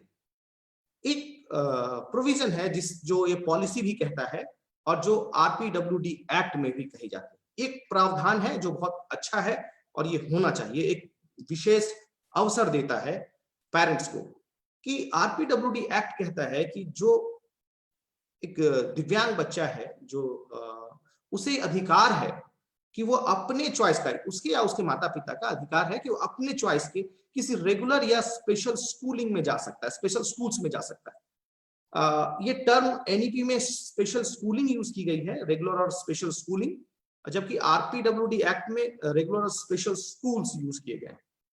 तो थोड़ा यहाँ पर मैं इस टेक्निकलिटी में ले जाना चाहूंगा। फिर अगर आप देखें तो पूरे इंडिया में करीब अभी 3000 से भी ज्यादा स्पेशल स्कूल्स मौजूद हैं, 3000 से भी ज्यादा। मैं एक अनुमान था, जैसे अगर विजुअली इंपेयर्ड के लिए जो डेडिकेटेड स्पेशल स्कूल्स हैं उनकी संख्या करीब 450 के आसपास स्पेशल स्कूल्स हैं पूरे कंट्री में। तो एक चैलेंज ये बनता है कि ये स्पेशल स्कूल्स की भूमिका क्या होगी और कैसे काम करेंगे। जब हम एजुकेशन को एक अम्ब्रेला में ला रहे हैं, एजुकेशन को एक रूप में सोच रहे हैं, तो क्या हम लोगों ने इस बात को सोचा है ना। ये जो एक्ट भी अगर आप देखेंगे तो द RPWD एक्ट भी स्पेशल स्कूल्स को डिफाइन नहीं करता या कहीं से भी इसके कैसे होंगे स्ट्रक्चर की बात नहीं करता ना। हमारे यहाँ कोई बहुत एक अच्छा सिस्टम बना हुआ है जहां हम स्पेशल स्कूल्स को के लिए कोई नॉर्म्स रेगुलेशंस की बात करें। तो मेरे हिसाब से मैं मानता हूं कि पॉलिसी का हिस्सा नहीं इतना डेफिनेशन वगैरह हो सकता है, मगर फिर भी इस पॉलिसी को जब इम्प्लीमेंटेशन में जाएंगे तो एक चैलेंज ये बनकर के आ रहा है कि हम किसे स्पेशल स्कूल्स कहें, कौन है स्पेशल स्कूल्स। स्कूल्स की बात करें और स्कूलिंग की बात करें तो डिफरेंट हो जाता है। हम स्कूलिंग को सपोर्ट कर रहा है और स्कूल्स अलग हो सकते हैं। कई ऐसे दिव्यांग बच्चों के लिए संस्थाएं हैं, जैसे बहुत सारी संस्थाएं हैं जो अपने यहाँ बच्चों को तो रखते हैं मगर पढ़ने के लिए फिर एक रेगुलर स्कूल्स में भेजते हैं। उन्हें हम क्या कहेंगे? इस तरह की चीजों को, संभावनाओं को कहीं ना कहीं हम नकार नहीं कर सकते। जो हमारे पास जो चल रही हैं प्रैक्टिसेस, उनको कैसे हम और रिनोवेट कर सकते हैं, कैसे अच्छा बना सकते हैं, कैसे इनको इम्प्रूव कर सकते हैं। इसके लिए जरूरी है कि हम जो स्पेशल स्कूल्स हैं उनके दायित्वों को, उनके लिए स्टैंडर्ड नॉर्म्स हों, एक कोई स्टैंडर्ड्स हों, उनके लिए कोई इंडिकेटर्स तय हों, जिससे वो एक दायरा बने कि किसे कहेंगे स्पेशल स्कूल्स। अगर एक पेरेंट को अधिकार प्राप्त है कि स्पेशल स्कूल्स में जाए तो कैसे जाए। दूसरा कि स्पेशल स्कूल्स को आप देखें तो एजुकेशन सिस्टम से वो बिल्कुल कटा हुआ सा रहता है। डिस्ट्रिक्ट अथॉरिटीज उसे एक्सेप्ट नहीं करती। कैसे इन चीजों को बांटा जा सकता है इस प्रैक्टिस में? इस चीज को कहीं ना कहीं इतनी, मैं वही बात कर रहा हूँ कि पॉलिसी का दर्शन, विजन इज वेरी क्लियर कि we have to ensure learning for all. And how we have to ensure learning for all? This is the basic challenge. This is the aspect where I want to just make some seek your attention on this point. तो ये एक important aspect है जहां पर कोई भी document ठीक से क्लियर कट नहीं बोल रही है, जो कहीं ना कहीं एक दुविधा की या कॉन्फ्लिक्ट की सिचुएशन को लाती है। फर्दर देयर इज प्रोविजन की रिक्रूटमेंट ऑफ स्पेशल एजुकेटर्स, और वो भी कि विथ क्रॉस डिसेबिलिटी ट्रेनिंग जिनको हो उनको आप प्रमोट करने की बात हमारा एनईपी कर रहा है, जिससे जो रेगुलर स्कूल में दिव्यांग बच्चे पढ़ रहे हो, पर्सन्स स्टूडेंट विद डिसेबिलिटीज हैं, उनको सपोर्ट मिल सके। इट्स अ वेरी मतलब बहुत ही अच्छा एक प्रावधान है जो नहीं भी था पहले। सिर्फ सीबीएसई ने हाल में ही और पहले से भी कुछ गाइडलाइन जारी कर रही थी, लेकिन वो पूरा नहीं हो रहा था। इस पॉलिसी में ये आने से एक बहुत बड़ी जो एक दिव्यांग बच्चों की आवश्यकता थी वो उससे पूरा होने की ओर है। और साथ ही दूसरी बात की बैरियर फ्री इन्वायरमेंट की बात की जा रही, कि बैरियर फ्री इन्वायरमेंट डिसेबल बच्चों के लिए हो। ये बिल्कुल एक सही दृष्टि जो होनी चाहिए, जो आज तक छूट रही थी, उस बात को कहीं ना कहीं इसमें इस पॉलिसी में स्थान मिला है। ये बहुत ही हर्ष का विषय है और हम सब लोगों को इसका बहुत ही स्वागत करना चाहिए कि ये पॉलिसी में इन छोटी छोटी बातों को, बिंदुओं को ध्यान दिया गया है। लेकिन कुछ साथ में ये चैलेंजेस भी ला करके खड़ी करती हैं, जैसे स्पेशल एजुकेटर्स को लेकर के। स्पेशल एजुकेटर्स को अगर आप देखें तो स्पेशल एजुकेटर्स को बनाने की जिम्मेदारी आरसीआई के ऊपर है, the rehabilitation council of India, and the teacher education programme is mentored और मॉनिटर्ड बाय द एनसीटी। और एनसीटी आरसीआई के बीच में सिनर्जी तो आज तक नहीं दिखी, अब दिख जाए तो अच्छी बात है कि सिनर्जी दिखे। मैं इस पे नहीं करूंगा, लेकिन हाँ कि ग्रेटर सिनर्जी की बात ये पॉलिसी कह रहे हैं। और लेकिन फिर जब हम आप टीचर एजुकेशन प्रोग्राम के कंपोनेंट को देखें तो कहीं ना कहीं थोड़ा सा एक कॉन्फ्लिक्ट या क्लैरिटी कम दिखती है कि स्पेशल एजुकेटर्स कौन होंगे, कैसे बनेंगे, उनका स्कूल्स में क्या रोल होगा। जब आप रोल को देखें तो उसमें आप पाएंगे कि लिखा हुआ special educators who can handle subject teaching also. और इस क्रम में ही इन दोनों में सिनर्जी की बात की जा रही है। तो स्पेशल एजुकेटर अगर सब्जेक्ट हैंडल करेगा तो what are their eligibility criteria, किस सब्जेक्ट पे फोकस होगा, कहीं ना कहीं ये बाद में एक प्रॉब्लम्स क्रिएट करने वाली अपीयर हो रही हैं, जो मुझे भी लग रहा है। आप इसे गौर से अगर इस पे कोई छोटा सा वर्कशॉप वगैरह भी करें इस विषयों पर, तो आपको लगेगा कि बहुत कुछ गंभीर विषय, गंभीर चुनौतियां हैं जिनको हमें बांटना होगा। आइडियली पॉलिसी वाइज कोई प्रॉब्लम नहीं है, लेकिन पॉलिसी की इंप्लीमेंटेशन में जो समस्याएं आएंगी वो दूसरी आएंगी। तीसरी बात जो स्पेशल एजुकेटर या एजुकेशन से हट करके कह रहे हैं कि एक बात कही गई है कि जो लोकल लेवल पर special teacher education programmes organise किए जाएंगे, बाइट, डाइट, एससीईआरटीज में ऐसे कार्यक्रम चलेंगे जो स्टेट लेवल के प्रोग्राम्स होंगे। तो क्या इन बाइट और डाइट्स में हम स्पेशल एजुकेटर्स को भी इंश्योर करें, क्योंकि बहुत जरूरी है। अभी तक आप देखें स्पेशल एजुकेशन या पर्सन्स विद डिसेबिलिटीज की ट्रेनिंग में अगर आप रोल देखें, डाइट, एनसीईआरटी, सॉरी एससीईआरटी और उसके बहुत कम पाएंगे, बहुत कम। एक कनेक्शन ही नहीं है वहां पर स्पेशल एजुकेटर का और स्पेशल एजुकेशन या फिर चिल्ड्रन विद डिसेबिलिटीज के एजुकेशन को लेकर के कम अटेंशन डायट बायट इन सभी लेवल पे या बीआरसी पे कम हो पा रहा है, और वो एक सिनर्जी से काम नहीं हो पा रहा है। जो एक रेगुलर स्कूल टीचर्स में, स्पेशल एजुकेशन टीचर में एक जो सिनर्जी होनी चाहिए, वो कहीं ना कहीं लैक कर रहा है। ये कहीं ना कहीं इंश्योर करना होगा, क्योंकि बहुत सारे ऐसे चीजें होती हैं जो गाइडलाइंस बनने से वो चीजें समाधान हो सकती हैं जो नहीं प्रतीत हो रही है। और नेक्स्ट अगर आप देखिए, दूसरी बात कही गई है कि जो बैरियर फ्री हम इन्वायरमेंट की बात करें, तो बैरियर फ्री इन्वायरमेंट के लिए एक समस्या, जैसे आप सब लोगों ने देखा होगा, एक समय स्कूल में आया कि स्कूल को बैरियर फ्री बनाना है, तो सबको सजेस्ट किया गया कि रैंप बनाना है। The ramp is the only barrier free environment. All school started making ramp, कैसा भी रैंप बना दो, एटीएम पे रैंप बना दो, एंड जब वो रैंप बना दिए तो यानी कि they have made the school access barrier free, और पूरी एक्सेसिबिलिटी इंश्योर कर दिया। दिस आप हम सभी जान रहे हैं कि सिर्फ एक रैंप बनाने मात्र से we cannot insure the barrier free environment, because the orthopaedically जो disabilities, not only disability, barrier free के लिए कि क्या बेस्ट प्रैक्टिसेस एग्जांपल्स हैं, हम जो इंस्टीट्यूशंस हैं, हमें कहीं ना कहीं पॉलिसी के implementation में we have to put forward, we have to come forward and present some best practices or examples of best practices, so that जो स्कूल में बैठा हुआ है उसे उतना नहीं हो सकता आता हो, उतनी एक्सपर्टाइज नहीं हो, they can just copy it, try to copy it, just try to accommodate that practices in their respective schools. And how we can fix the priorities, कौन सा चीज पहले जरूरी है, क्या उस जगह पे रैंप ही जरूरी है, या हैंडरेल जरूरी है, या टॉयलेट्स में एक्सेसिबिलिटी जरूरी है, क्या चीज जरूरी है, इसकी प्रायोरिटीज भी तय होनी चाहिए। क्योंकि अगर मान लीजिए स्कूल में एक फंड आता है, एनईपी के इम्प्लीमेंटेशन में एक फंड आता है, तो पता चला कि उसे कुछ किसी ने कोई सामान खरीद दिया, किसी ने टॉयलेट बना दिया, एक कोई छोटी सी गाइडलाइन एक वर्कशॉप के द्वारा एक किसी न किसी रूप में ऐसी होनी चाहिए जिससे हम उस प्रायोरिटीज को फिक्स कर सकें कि what will be the priorities of in barrier free environment. उसके अलावा जो एटीट्यूडनल बैरियर्स की बात कर रहे हैं, वो बहुत बड़ी चीज है कि आप डिसेबिलिटी के लिए कॉमन सा एक देखने को मिलता है स्कूल्स में, दे डिनाई एडमिशन और इस तरह की चीजें। बिल्कुल एक्ट तो बिल्कुल उसे जो आरपीडब्ल्यूडी एक्ट नकार रहा है, उसके सारे शर्तों को एनईपी को बिल्कुल उन्होंने स्ट्रांगली फॉरवर्ड रखा है। इट मींस कि स्कूल्स को ओपन होना है, एटीट्यूडनल बैरियर्स को खत्म करना है।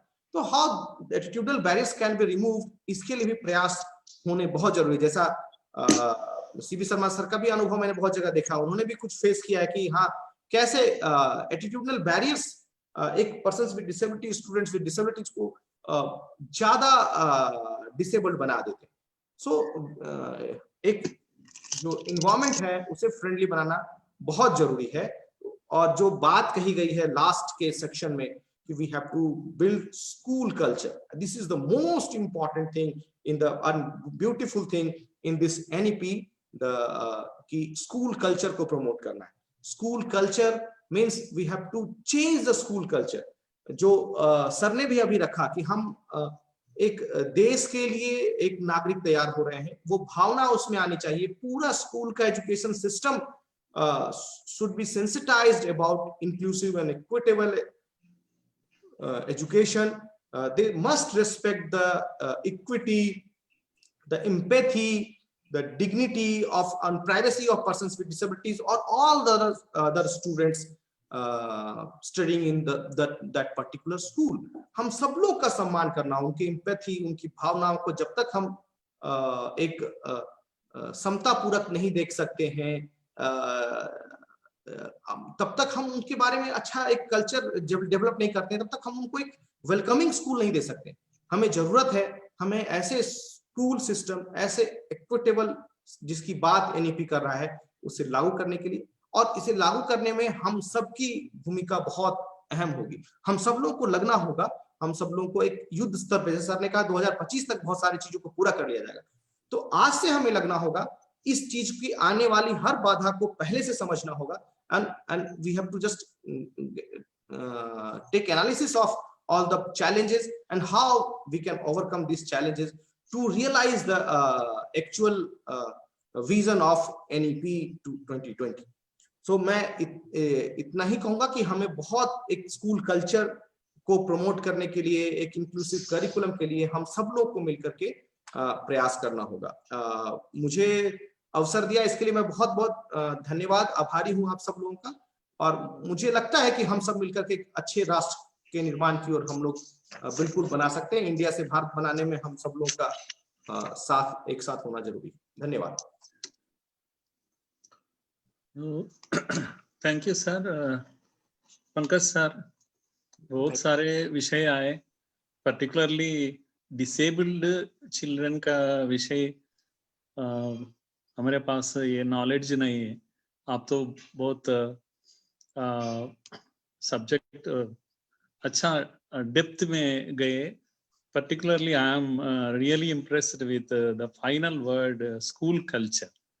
ये अभी समझना बहुत मुश्किल है लोगों को। बहुत अच्छा विषय है कल्चर का बारे में, स्कूल कल्चर विषय। और स्कूल कल्चर में ये भी आता है डिसेबल्ड चिल्ड्रन का माइंडसेट क्या होता है, जैसा कमेंट्स भी होते रहते हैं, तो हाफ नॉलेज से सब कमेंट्स भी होते हैं, बहुत टॉर्चरिंग भी होते हैं डिसेबल्ड चिल्ड्रन का। ये सब कल्चर में आता है। बहुत अच्छा है, बहुत सारे विषय कवर हो गए इसमें, और नया विषय भी आए। So thank you sir, thank you very much. We have 20 minutes time.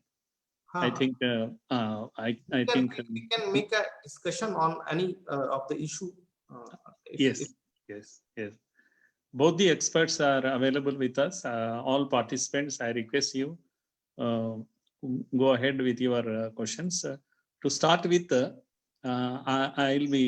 I have one question to both the experts, particularly Sharma sir. Sir, मेरा डाउट ये है, अच्छा है पॉलिसी तो बहुत अच्छा है, लोग ये बोल रहे हैं इम्प्लीमेंटेशन पार्ट 1991 के बाद जो लिबरलाइजेशन पॉलिसी आ गए, बाद में education has been privatised and naturally it has led to commercialization of education, and quality education is available only in the market. Those who can pay can get the quality. And so disabled जैसे marginalized children तो public institution, government institutions में पढ़ते हैं, जो quality तो अभी central institutes में जैसा केंद्रीय विद्यालय में, नवोदय में थोड़ा क्वालिटी है, but particularly in south, I am from Hyderabad, in south government institutions we don't expect any quality, and all the marginalized, they are there in the government institutions, there is no quality at all, and management problems are plenty. No teachers, sometimes if teachers are there, no infrastructure, if both are there, no students, and all such issues are there, particularly in the last 25-30 years it has been happening. No learning is happening, no teaching is happening at the government institutions. So this policy has there is no any discussion on these private and government institutions, how the quality will be taken care in the government institutions, how it will be, quality will be available to the poorest of the poor and marginalized communities. So this worries me a lot. Sir, please. I will say one is that there is a concern about improving the quality of government schools which are subsidized and which are affordable. It is not that government schools never provide quality education. As you have yourself mentioned, the Kendriya Vidyalaya and the Navodaya Vidyalaya are the first school of anybody's choice. Everyone wants their children to go to Kendriya Vidyalaya or Navodaya Vidyalaya. If they don't get admission there, then they go to private schools. So what I will say is, it's not that government cannot provide quality education. The will has not been there, the effort has not been there. In some states, when we have worked extensively and with vigor, like Rajasthan, Chhattisgarh, parents withdrew their children from private school and put them in government school. Government schools did very well. At times when we have done very well, like in that NIOS, we did very well with the differently abled children. A lot of children came to NIOS for that. So it is not that government cannot provide quality. The problem is that the will was lacking.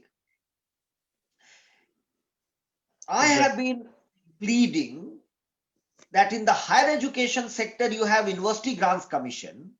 Yeah. In a school education, there is no professional body. Yeah. We must have a school education commission. Like the University Grants Commission, we must have a school education commission, which will be quality maintenance and augmentation committee, which will look after various schools, school boards, school systems, which sort of has been initiated in terms of Parak. A new body is coming up, which has already been approved by the Central Cabinet on 14th October by the name Parak. This will be a coordinating body between the boards. Like the quality of CBSE schools and the quality of other state boards is very different. That will be coordinating body. I believe we need to have a professional body, because you have one person looking after education who may be good, who may have understanding of education. That person goes out of the system in 1 year to 18 months, the Secretary of Education of the state. Like at one point of time, Rajasthan was doing very well. The secretary was someone who was working very hard. People withdrew children from private school and put them in government school. It again goes back to the same. So what I will say is, we need a professional body for school education, like the University Grants Commission. Macaulay took over school education because he did not want this to prosper. We had a very robust system of schooling in the country. Read The Beautiful Tree by Dharampal and you will know what was the system. Macaulay ruined it. We must reinstate it.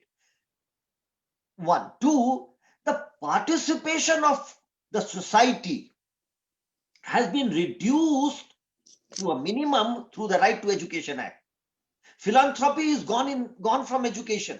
Education depends upon philanthropy and support of the society, which is gone, which will come back. You will see in the National Education Policy 2020, a lot of emphasis has been put on philanthropic participation, people who are interested in serving the society. So I believe government alone cannot manage education. It's the largest sector, 40 crore children today, and we are going to have 50 crore children in next 5 years, half the population. So how are you going to do it without public participation? We need to look at private public participation and also funding from the society, like what we have talked about, parents' participation. Let parents contribute to schooling. Call parents of children who are good doctors, who are good engineers, or who are good teachers, and let them help school and children. So that sort of thing will come, Murali Manohar ji. I don't expect completely, the government to manage education. We need to have a professional body like the School Education Commission. I hope the Parak, what has been created now, or it is in the process, will grow into School Education Commission. Thank you, sir. Thank you. Thank So you. other participants, please. Hello. Yeah. Sir, my name is Dr. Muktai Chavan Deb. I'm from Nagpur, Maharashtra. I have a question to Pankaj, sir. Yeah. Yeah. So, sir, you talked about special educators for learning difficulties or learning disabilities. So, I wanted to ask you, what can be done to tackle this issue of kids who are facing problems with learning difficulties or disabilities, because schools, when we talk about inclusive education, many schools in Nagpur, Maharashtra are not equipped to handle these kids. So what can be done to ensure inclusive education for such kids?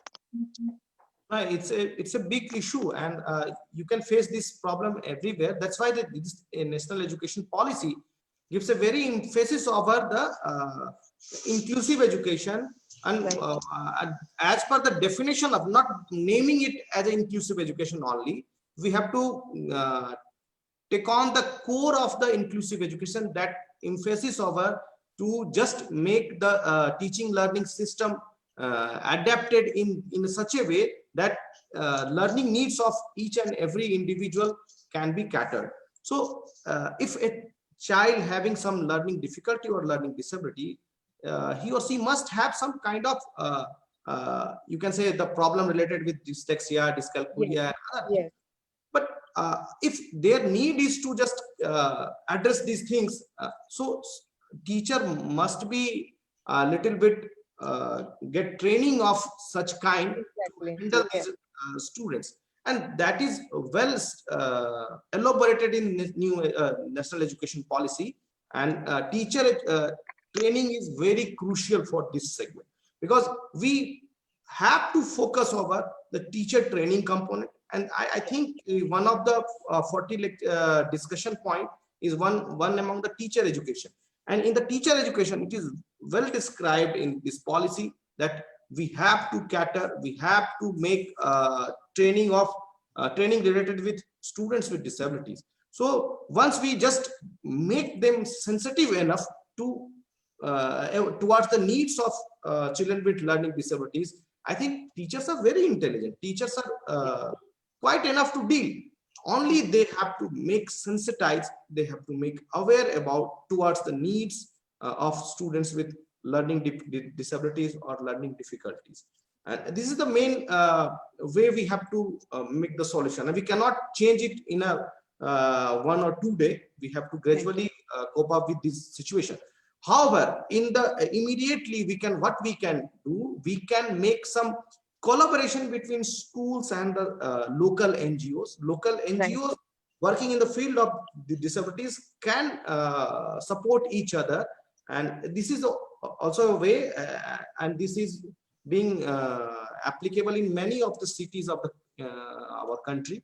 So this can be done, and the local supporters, support from other persons, support from some authority in that particular area can make an effective collaboration between that local NGO or school, special schools working for the students with disabilities, and the schools where students with learning difficulties are studying. Okay. So if we want to get associated with training or, developing certain kind of modules for this, what should be our next step? I myself am working with a page called as Prayas Make Learning Fun, and I would like to go ahead and work for, kids with learning difficulties. So what can you suggest me? You can do anything. You can develop your module, and Yeah.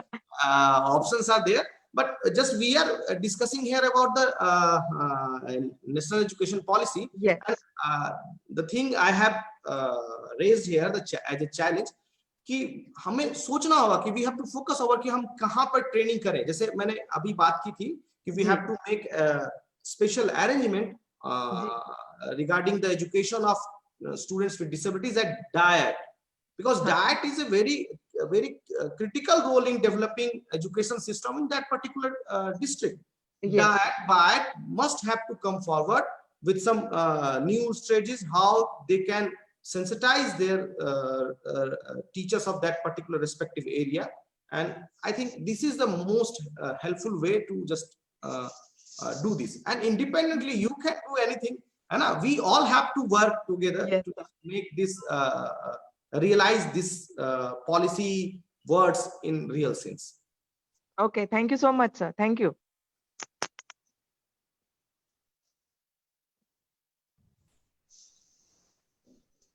Sir, this is Professor Shivaraj from Hyderabad.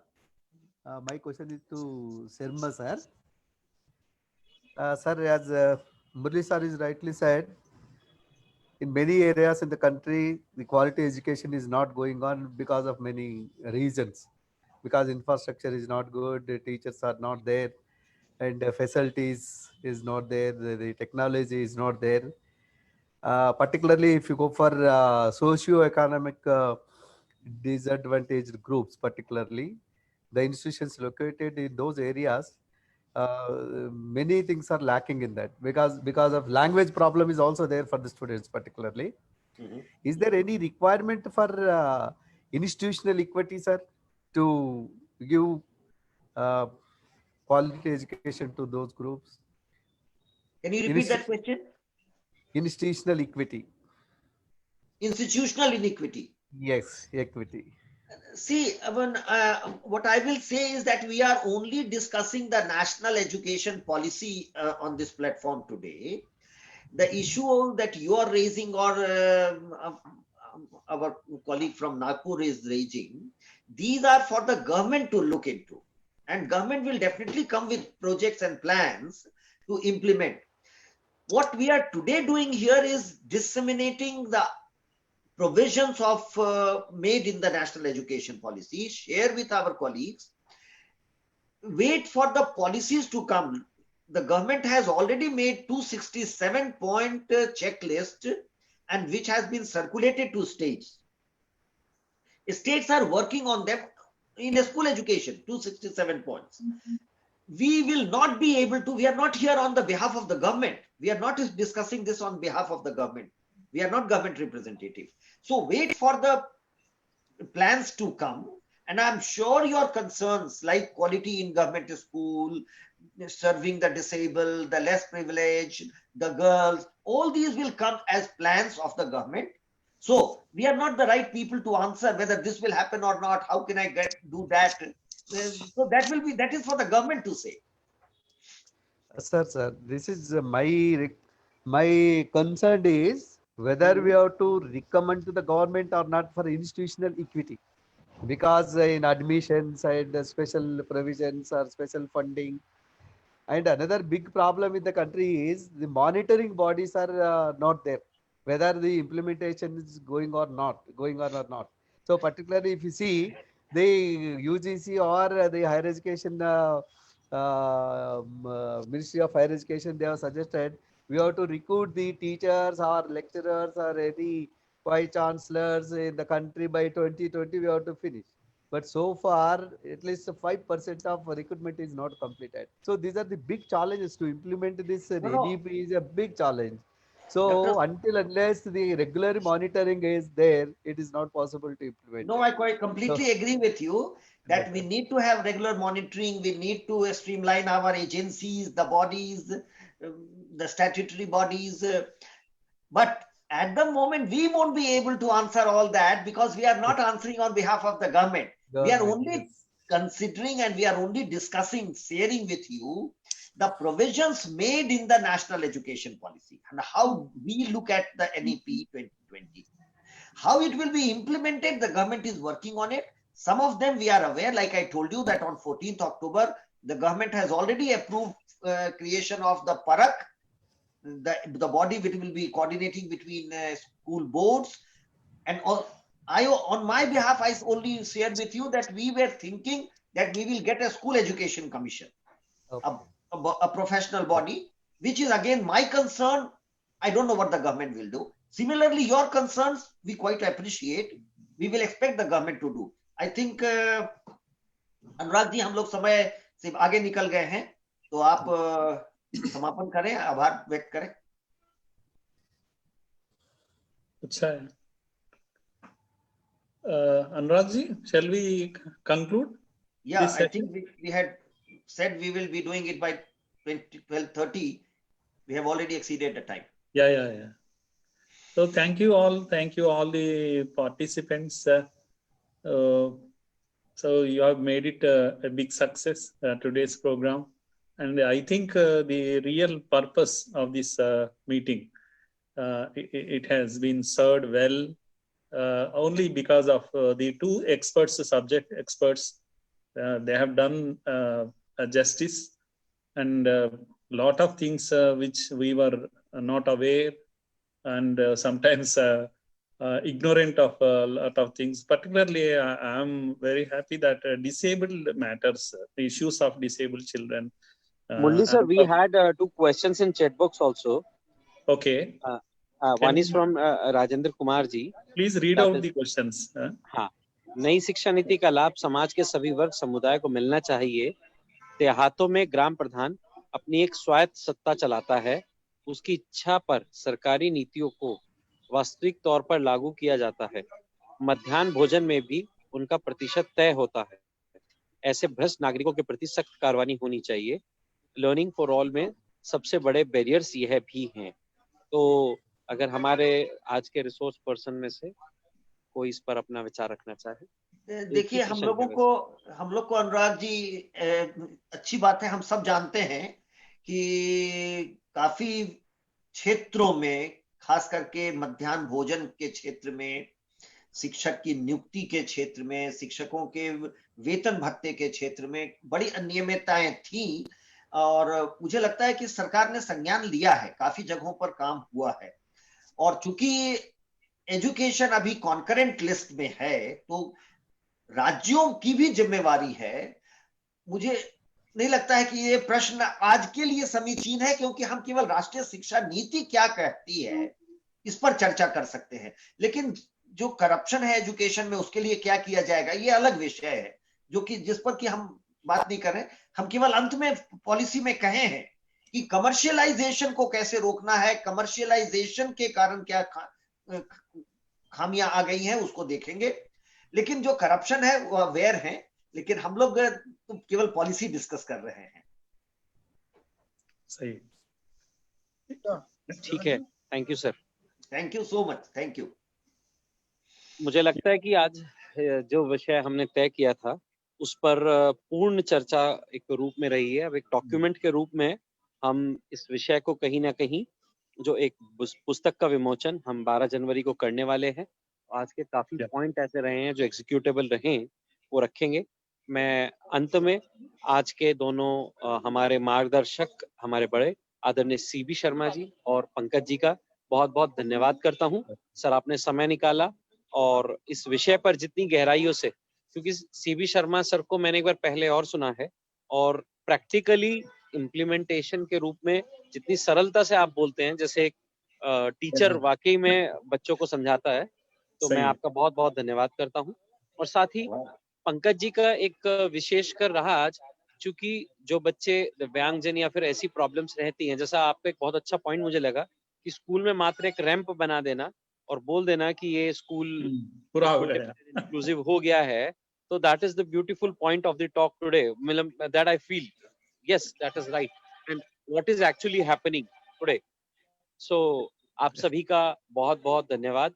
आदरणीय मुरली मनोहर जी, आपने समय दिया, और सभी जो लोग इस आज की परिचर्चा में जुड़े रहे, मैं विद्या भारती उच्च शिक्षा संस्थान की ओर से अनुराग आपको धन्यवाद करता हूं, और अपने राष्ट्रीय संगठन मंत्री और राष्ट्रीय सह संगठन मंत्री आदरणीय प्रकाश जी और रघुनंदन जी भाई साहब, आप दोनों को भी मैं बहुत बहुत धन्यवाद करता हूँ। Thank you for the day sir. धन्यवाद, बहुत बहुत आभार, धन्यवाद, नमस्कार सबों को। थैंक यू सर, बहुत बहुत धन्यवाद सर। धन्यवाद। नमस्कार सर, नमस्कार टू ऑल। नमस्ते सर। नमस्ते मुरली सर। नमस्ते शिवराज सर।